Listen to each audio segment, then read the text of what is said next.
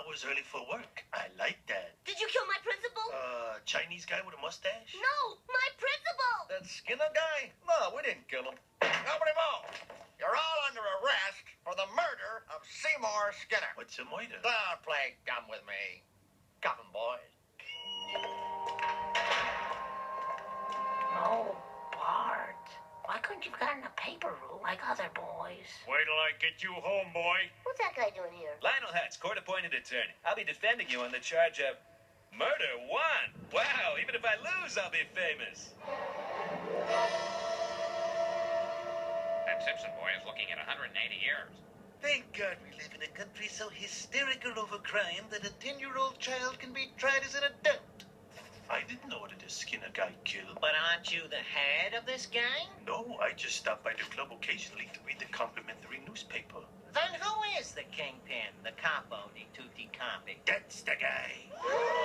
Hey! Forgive me, Don Bartholomew. We tried to stop the kid, but he wouldn't quit. It was like you went crazy. Prostitution, loan sharking, numbers. The kid liked the wettest bleak and everything.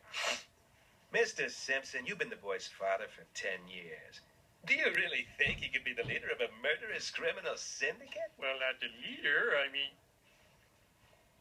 Oh, it's true, all the pieces fit.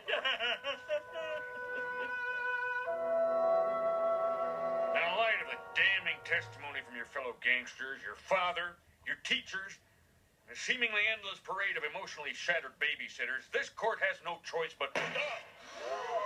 Principal Skinner!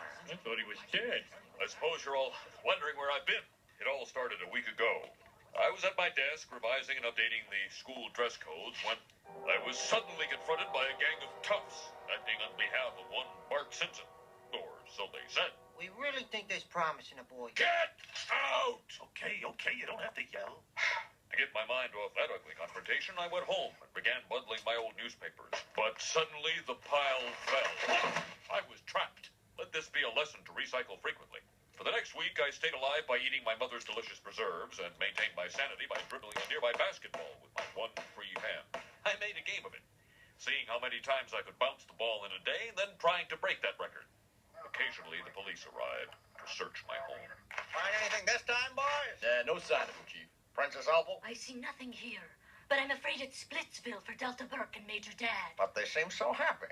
I shouted until I was hoarse, but they couldn't hear me. I'm in here! Well, let's go. Okay, Chief. Finally, I realized if I was ever going to get out of there, I would have to do it myself. I formed a crude rocket from a discarded cigar tube. And remembering an experiment from my days as a fourth-grade science teacher, I concocted a fuel from baking soda and the juice of discarded lemon wedges.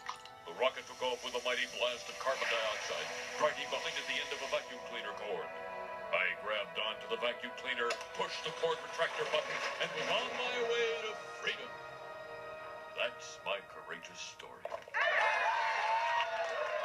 Your Honor, the prosecution moves Principal Skinner's testimony be stricken from the record. Denied! Case dismissed. Your Honor, do I still get paid?